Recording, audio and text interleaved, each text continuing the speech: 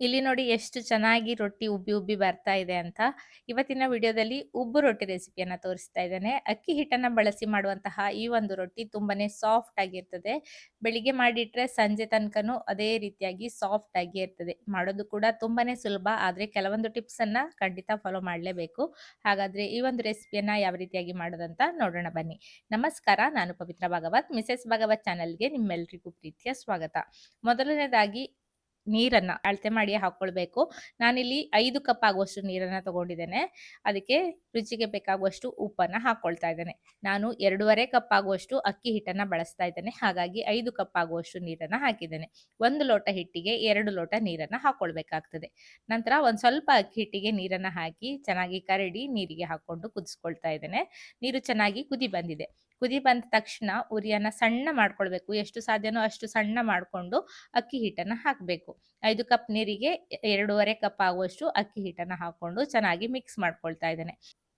ನೀರು ದೊಡ್ಡದಾಗಿ ಕುದಿತಾ ಇರಬೇಕಾದ್ರೆ ಹಾಕೊಂಡ್ರೆ ಗಂಟಾಗುವ ಸಾಧ್ಯತೆ ಇರ್ತದೆ. ಉರಿಯನ್ನ ಸಣ್ಣ ಮಾಡಿಕೊಂಡು ಹಿಟ್ಟನ್ನ ಹಾಕಿ ಚೆನ್ನಾಗಿ ಮಿಕ್ಸ್ ಮಾಡ್ಕೊಳ್ಬೇಕು. ಹಾಗೆ ಇದಕ್ಕೆ 1-2 ಟೀ ಚಮಚ ಆಗುವಷ್ಟು ಎಣ್ಣೆಯನ್ನ ಹಾಕೊಂಡ್ರೆ ಹಿಟ್ಟು ತುಂಬಾನೇ ಸಾಫ್ಟ್ ಆಗಿ ಚೆನ್ನಾಗಿ ಬರ್ತದೆ. ಎಲ್ಲಿಯೂ ಕೂಡ ಗಂಟುಗಳಾಗೋದಿಲ್ಲ. ನೀವು ನೀರನ್ನ ಕುದಿ ಬಂದ ನಂತರ ಸಣ್ಣ ಉರಿ ಮಾಡಿಕೊಂಡು ಹಿಟ್ಟನ್ನ ಹಾಕಿ ತಕ್ಷಣನೇ ಮಿಕ್ಸ್ ಮಾಡಿಬಿಡಿ. ಗಂಟಾಗೋದು ಇಲ್ಲ. ಗಂಟಾದ್ರೆ ಮಾತ್ರ ಈ ರೆಸಿಪಿ ಫೇಲ್ಯೂರ್ ಅಂತಾನೆ ಹೇಳ್ಬೋದು. ಹಾಗೆ ಹಿಟ್ಟಿನ ಹದ ಕೂಡ ಹಾಗೆ ಚೆನ್ನಾಗಿ ಬೇಯಬೇಕು ಅದು.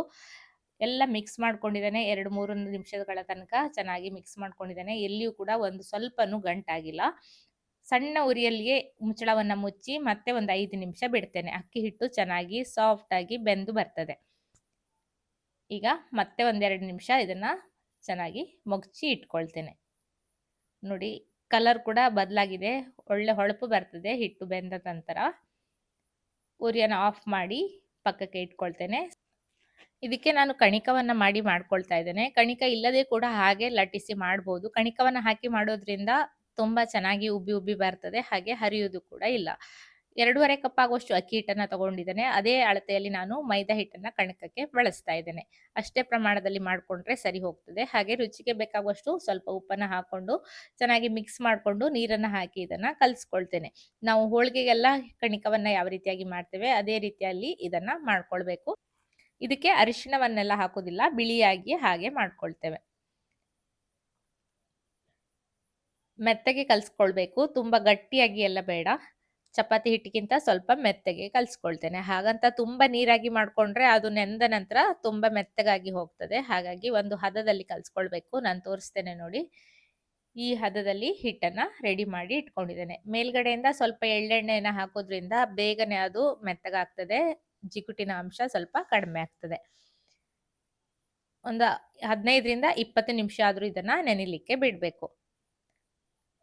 ಮೇಲ್ಗಡೆಯಿಂದ ಎಣ್ಣೆಯನ್ನ ಹಾಕಿ ಮುಚ್ಚಳವನ್ನ ಮುಚ್ಚಿ ನೆನಿಲಿಕ್ಕೆ ಬಿಡ್ತೇನೆ. ಚೆನ್ನಾಗಿ ನೆಂದಾಗಿದೆ ನೋಡಿ ಈಗ ಎಷ್ಟು ಸಾಫ್ಟ್ ಆಗಿದೆ ಅಂತ. ಆಗ ಸ್ವಲ್ಪ ಗಟ್ಟಿಯಾಗಿ ಕಲಸಿಟ್ಟಿದ್ದೆ. ಈಗ ಹಿಟ್ಟು ಮತ್ತೆ ಕೂಡ ಮೆತ್ತಗಾಗಿ ಬಂದಿದೆ. ಈ ರೀತಿ ಇದನ್ನ ಉಂಡೆಯಾಗಿ ಮಾಡಬೇಕು. ಈ ರೀತಿಯಾಗಿ ಅದನ್ನ ಕಡಿಯುವುದು ಅಂತ ಹೇಳ್ತೇವೆ ನಾವು. ಈ ರೀತಿಯಾಗಿ ಅದನ್ನ ತೆಗಿತಾ ಇದ್ದೇನೆ. ಎಲ್ಲ ಇದೇ ವಿಧಾನದಲ್ಲಿ ಮಾಡಿ ಇಟ್ಕೊಳ್ತೇನೆ. ಇದರ ಉಂಡೆಯನ್ನು ಅಷ್ಟೇ ತುಂಬಾ ದೊಡ್ಡದಾಗಿ ಮಾಡುದು ಬೇಡ. ಚಪಾತಿ ಹಿಟ್ಟಿನ ಉಂಡೆಗಿಂತ ಸ್ವಲ್ಪ ಸಣ್ಣದಾಗಿ ಮಾಡ್ಕೊಂಡ್ರೆ ತುಂಬಾ ತೆಳ್ಳಗೆ ದೊಡ್ಡದಾಗಿ ಬರ್ತದೆ. ಹೊರಗಡೆಯಿಂದ ಕಣಿಕ ಕೂಡ ಇರೋದ್ರಿಂದ ಎಷ್ಟು ತೆಳ್ಳಗೆ ಬೇಕಾದ್ರೂ ನಾವು ಇದನ್ನ ಲಟ್ಸ್ಬೋದು. ಹೋಳಿಗೆ ಹಾಗೆ ತೆಳ್ಳಗೆ ಲಟ್ಸ್ಬೋದು. ಇದನ್ನ ಸ್ವಲ್ಪ ತಿಕ್ಕಿ ತಿಕ್ಕಿ ಉಂಡೆಯನ್ನ ಮಾಡ್ಕೊಂಡ್ರೆ ಒಡೆಯುವುದು ಕೂಡ ಇಲ್ಲ. ತುಂಬಾನೇ ಸುಲಭವಾಗಿ ಲಟ್ಟಿಸಿ ನಾವು ಈ ಒಂದು ರೊಟ್ಟಿಯನ್ನ ಮಾಡ್ಬೋದು. ಕಣಿಕವನ್ನ ಸ್ವಲ್ಪ ಹಿಟ್ಟಿನಲ್ಲಿ ಅದ್ದಿ ತೆಕ್ಕೊಂಡು ಹೋಳಿಗೆ ಎಲ್ಲ ತುಂಬಿದ ಹಾಗೆ ಒಳಗಡೆ ಮಾಡಿರುವಂತಹ ಅಕ್ಕಿ ಹಿಟ್ಟನ್ನ ಇಟ್ಟು ಈ ರೀತಿಯಾಗಿ ಮಾಡ್ಕೊಂಡಿದ್ದೇನೆ. ನಂತರ ಹಿಟ್ಟಿನಲ್ಲಿ ಅದ್ದಿ ಲಟ್ಸ್ಕೊಳ್ತೇನೆ.